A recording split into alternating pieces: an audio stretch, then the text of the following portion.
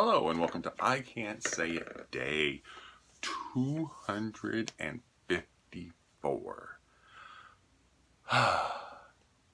As we all know, today is September 11th, and we know that 17 years ago, 16 or so hijackers took over 4 airplanes. One crashed into World Trade Center Tower 1, the other crashed into World Trade Center Tower 2, the third crashed into the Pentagon, and the fourth was taken over by hijackers, but the people fought back, crashing the plane in Shanksville, Pennsylvania. Kinda makes you wonder, doesn't it? Because when I think about it, I'm wondering, people took over the airplane with box cutters. And you just gotta wonder what the people were thinking. Because in hindsight, you would think box cutters, well, I'm not afraid of a damn box cutter. Then but then if you think about the way hijacked airplanes were treated, the hijacked airplanes usually wanted to go somewhere. Whether it was Cuba or Russia or China or some other place. So I can't imagine that people were thinking that the airplanes were going to be used as weapons and that they were going to go into a building with them. Seems strange to cause that loss of life, but I don't know what kind of difference it made with the people who did it. I guess they were proud of their accomplishment that they were able to successfully, hijack 4 planes and do what they did with them. Gotta wonder if there were more than 4 planes or that was just it. But yeah, the people in Shanksville, they had heard what happened with the first 3 planes and they decided, well, this isn't going to happen here. And so they did manage to take back the plane, or they crashed the plane rather than survive. And you got to wonder who thought about crashing the plane. I don't know who crashed the plane, whether it was the hijackers or the people, or there was the tussle that happened on the plane that just caused the plane to just go down. I'm sure there's stories about it, but I haven't read too much about it. It's kind of a rather sad story, so I don't know exactly, what I would get out of reading the story other than knowing what had happened, on that day in Shanksville, Pennsylvania.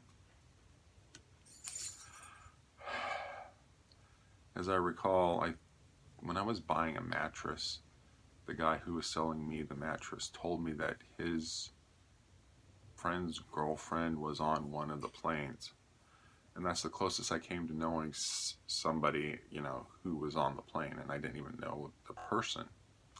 But it just makes you wonder, how many people's lives were affected by the death of those 2,700 people. From a math perspective, it always strikes me funny that they always say the nearly 3,000 people that died when the number was closer to 2,700 or just over 2,700. They feel like they should round up the number to 3,000. I guess so that it's easier number to say than near the 2,700 people, the 3,000. It doesn't really matter. And then we had all of the memorials going on today, and the people remembering what happened 17 years ago. And I don't think that we will ever forget. You don't attack a country's landmarks and have the people forget. Although there are people who are trying to forget about Auschwitz and the 6 million Jews that they killed there. So who knows what's going to happen in the future. I don't agree with the forgetting about the Holocaust, because I have been to Auschwitz and I have seen the materials, all the property that the Jews owned, the teeth, the necklaces, the shoes, and I'm going to tell you, worst of all, the worst aspect of going to Auschwitz, and this will not surprise you at all, is the cremation rooms where they cremated the bodies, because they still smell. When you go in there, you can still smell the stench of death. It is just there. The funny thing is that when you are on a bicycle, you'll quite frequently, if you're out, on a mountain road somewhere riding along, and you'll all of a sudden pass some smell, and you'll just wonder, what the hell is that smell? Once you've done enough bicycle rides and seen enough carcasses, you know what the smell of a decaying body is, animal body. But it's, I presume it's not too different from the smell of a decaying body, a human. And I got to tell you, the stench in there was just bad. It's just one of those things you don't forget. Didn't forget it even now. I started thinking about Auschwitz, and you think about possessions, you think about the cremation where they cremated the bodies, you think about, where they gassed the bodies, and the long rows of, the barracks where they kept the people, and it's just, but the biggest, strongest memory is the smell. And I don't know that I will ever forget that. It was just, yeah. September 11th. So I did ride home today. I weighed myself also. I was up to 260, so I went up 1.8 pounds.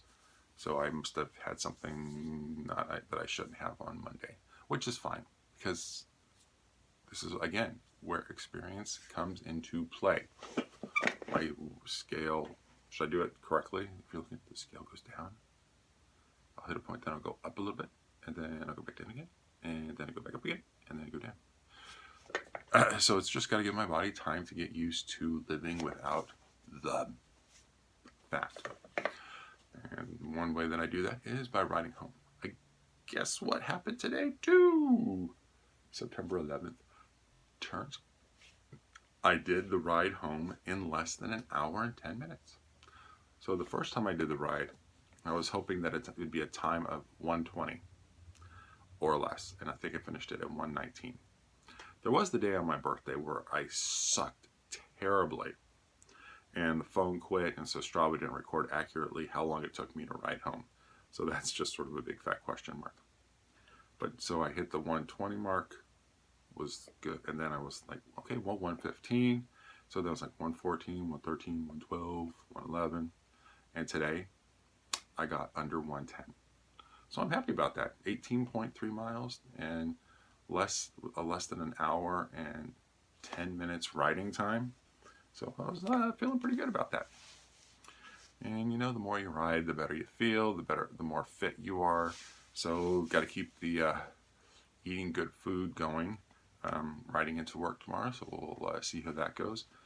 Riding in, I'm a little tireder. I'm also my legs are a little stiff, more stiff.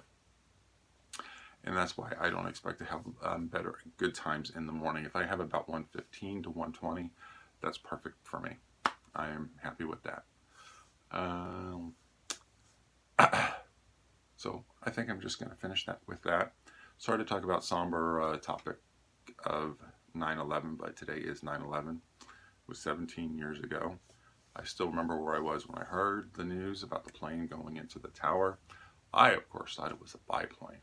I thought it was a single engine plane that just sort of strayed off course and just crashed into it. Then, because I was listening to NPR at the time, but then I turned on the TV and I was like, holy crap. Because I was doing some payroll training. So I didn't actually go into work that day. I went to the training. And the training was in a hotel, which had a bar. So we were all able to go to the television at break time and lunchtime and get an update on the news. But yes, that's another one of those events where you just remember where you were when it happened.